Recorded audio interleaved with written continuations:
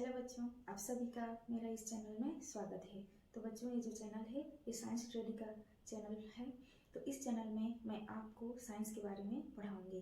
तो जैसा कि आप लोग इसमें देख रहे हैं, इसमें 9th क्लास का अध्याय 1 का चैप्टर 1 का जैव विविधता एवं वर्गीकरण के कुछ वस्तुनिष्ठ प्रश्न लिखे हुए हैं। तो बच्चों, मैं आज का जो वीडियो है वो वस्तुनिष्ठ प्रश्नों को पढ़ाने के लिए बनाई हुई हूँ। इस वीडियो में पहले मैं आप लोगों को वस्तुनिष्ठ प्रश्न क्या होते हैं उसके बारे में बताऊंगी। जैसे कि बच्चों, ये जो वस्तुनिष्ठ प्रश्न होते हैं ये 3 प्रकार के होते हैं।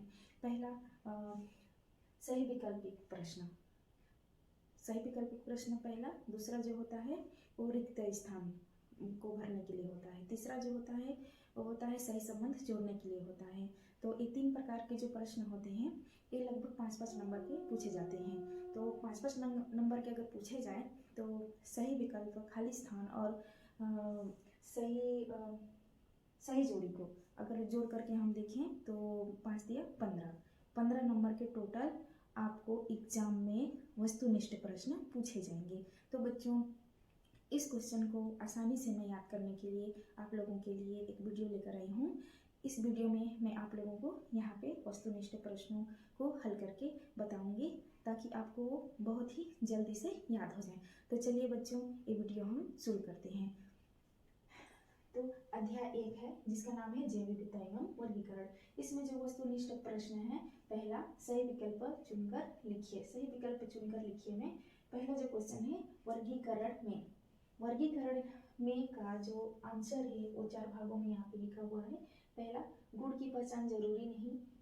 ए, बी, वर्ग के सदस्यों में अधिक से अधिक समानता। सी, समूह के सदस्यों में समानताएं नहीं होती। डी, कोई आधार नहीं। तो बच्चों, ये 4 ऑप्शन दिए हुए हैं कि वर्गीकरण में क्या होगा। तो बच्चों, इसका एक आंसर हमको छांट करके लिखना है। तो इसका जो एक आंसर होगा वो जो आंसर है बी, वर्ग के सदस्यों में अधिक से अधिक समानता। तो चलिए बच्चों, मैं इसको लिख देती हूँ। तो यहाँ पे उत्तर लिखा हुआ है और उत्तर के आगे मैं लिखूंगी वर्ग के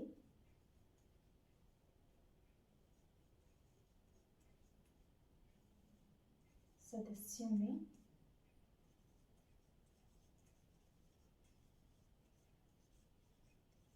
अधिक से अधिक समानता।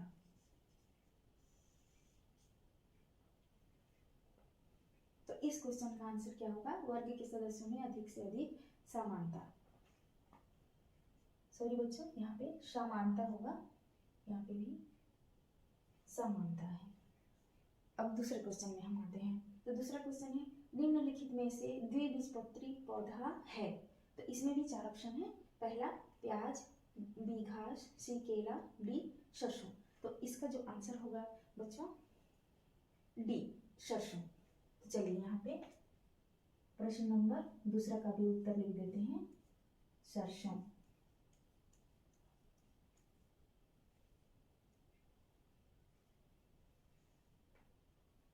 अब तीसरे क्वेश्चन में आते हैं।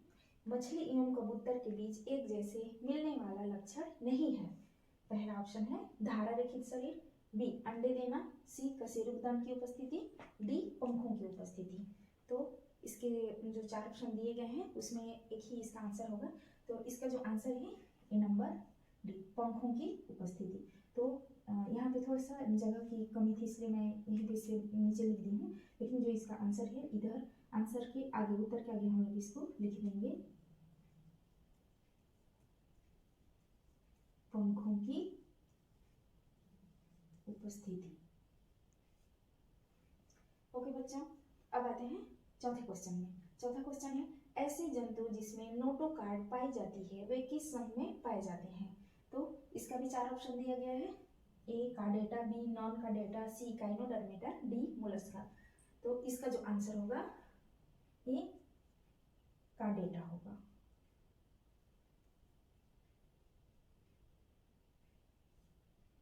कार्डेटा।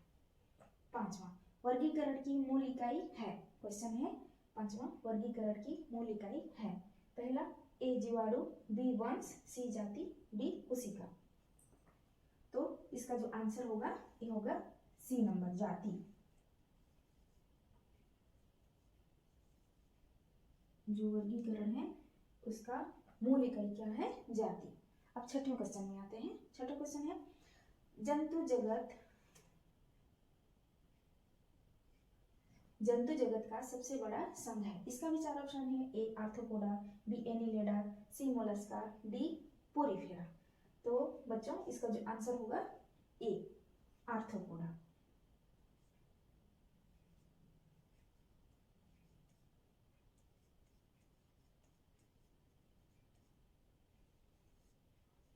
अब आते हैं 7 नंबर के क्वेश्चन में।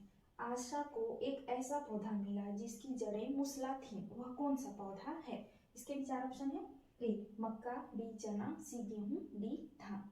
तो इसका जो आंसर होगा वो है बी नंबर, चना।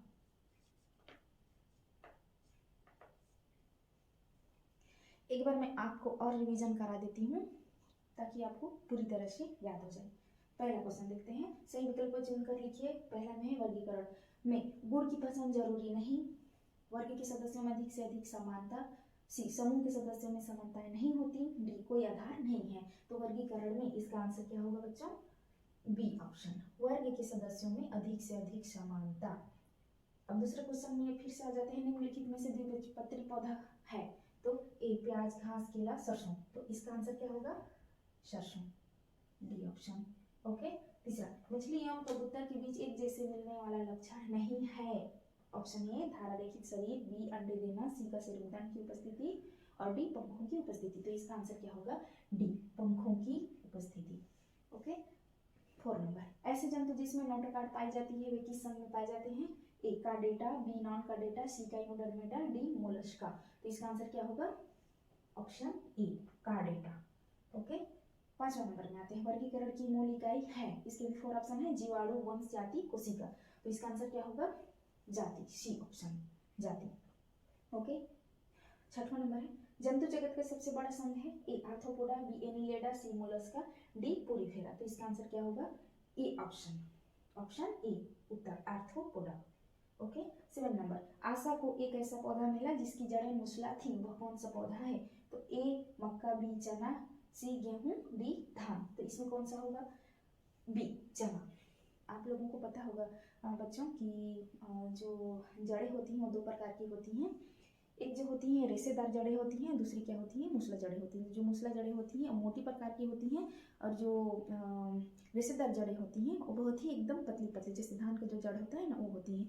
तो 7 नंबर का क्या हो जाएगा? चना, जो कि मूसला जड़ है।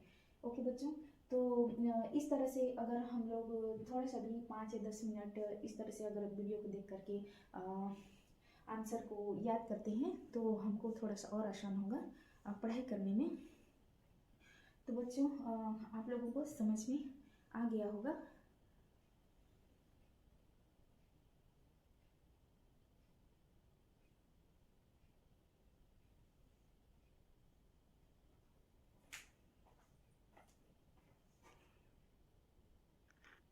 तो बच्चों अब हम आते हैं रिक्त स्थान को भरने के लिए।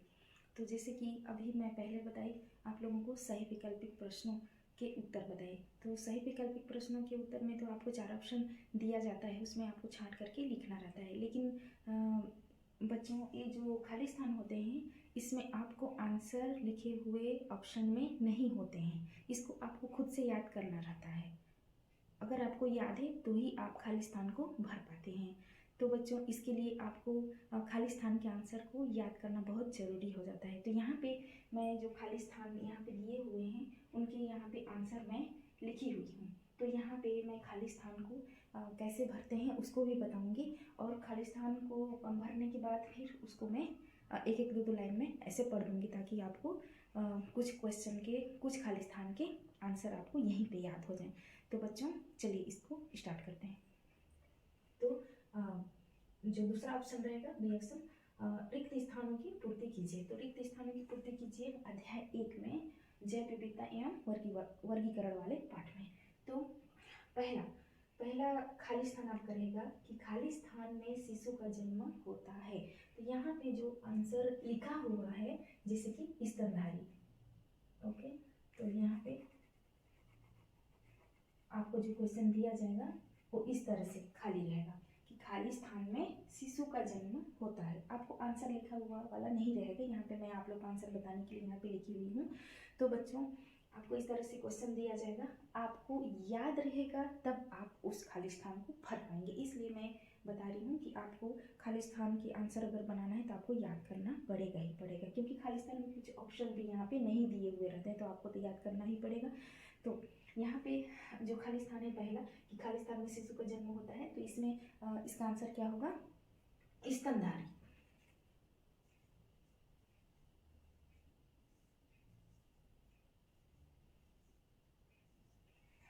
स्तनधारी में शिशु का जन्म होता है, ये पहला का आंसर हो गया। अब आते हैं सेकंड में। तो सेकंड में क्या है, पक्षी वर्ग में खाली स्थान पंखों में परिवर्तित होता है।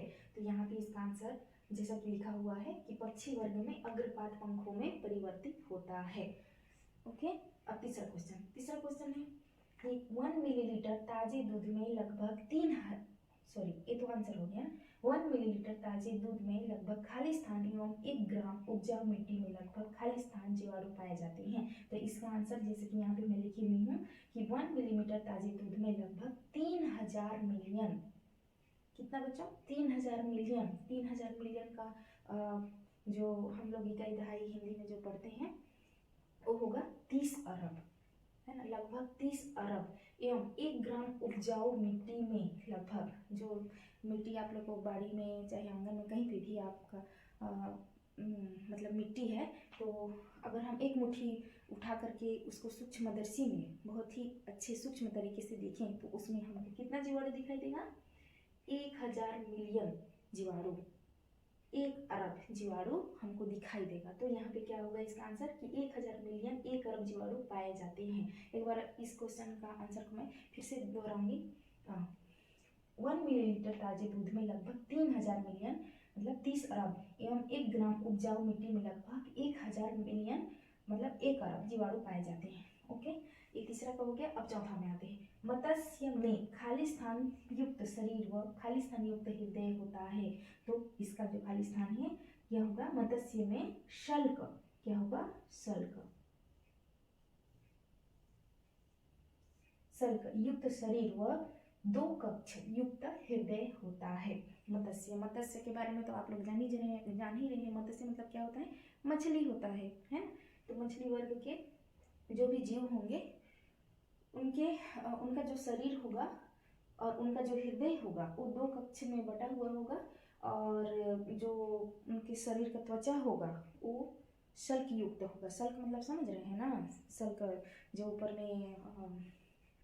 ऊपर में जो छिलके के रूप में निकलता है मछली के ऊपर, वो शल्क होगा, है ना। तो मत्स्य में शल्क युक्त शरीर व 2 कक्षों में बटा हुआ क्या होगा, हृदय होता है। ओके, अब पांचवा में आते हैं। उभयचर में हृदय 3 कक्षा वाला होता है। उभयचर, अब आपको पता नहीं होगा उभयचर जैसे क्या हो गया, मेढक हो गया, सांप हो गया, ये क्या है, उभयचर है ना। तो उभयचर में हृदय कितने कक्षा वाले होते हैं, 3 कक्षा वाला होता है। ओके, अब छठा में आते हैं। स्तनधारी में बच्चों के पोषण के लिए खाली स्थान पाई जाती है। तो इसका आंसर जो कि लिखा हुआ है, स्तनधारी में बच्चों के लिए पोषण के लिए क्या पाई जाती है, स्तन ग्रंथियां पाई जाती हैं। स्तनधारी का मतलब आप लोगों को पता होना चाहिए, या पता नहीं भी होगा तो मैं बताना चाहूँगी कि स्तनधारी का मतलब वो होता है कि वे जीव जो कि अंडे नहीं देते हैं, है ना, वे जीव जो कि अंडे नहीं देते हैं अपने जैसे संतान उत्पन्न करते हैं, बच्चे होते हैं, ठीक है, वे क्या कहलाएंगे, स्तनधारी, है ना। तो स्तनधारी में बच्चों के पोषण के लिए क्या होगा, स्तन ग्रंथियां पाई जाती हैं, फीडिंग कराते हैं, अपने बच्चों को दूध पिलाते हैं वे, है ना, स्तन ग्रंथियां से। ठीक है, अब सातवां में आते हैं कि जीवाणु की कोशिका भित्ति खाली स्थान से बनी होती है। तो जीवाणु की कोशिका भित्ति पेप्टिडोग्लाइकेन से बनी होती है।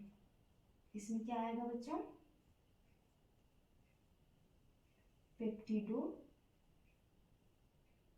पेप्टिडोग्लाइकेन से बनी होती है। जो जीवाणु होती है उसकी जो कोशिका भित्ति होती है वो पेप्टिडोग्लाइकेन से बनी होती है। ठीक है, अब आठवां आते हैं। खाली स्थान प्रोकैरियोटिक जीवों को शामिल किया जाता है खाली स्थान में, यहाँ पे में आएगा, खाली स्थान में प्रोकैरियोटिक, यहाँ पे एक अक्षर भी मात्रा भी छूटा हुआ था, में प्रोकैरियोटिक जीवों को शामिल किया जाता है। तो यहाँ क्या होगा, मोनेरा में, यहाँ पे हम जगत भी जोड़ सकते हैं, मोनेरा जगत, 5 जगत में से एक जगत है जो कि मोनेरा है। मोनेरा जगत में प्रोकैरियोटिक जीवों को शामिल किया जाता है। ठीक है, अब 9वां, 5 जगत वर्गीकरण खाली स्थान नहीं दिया।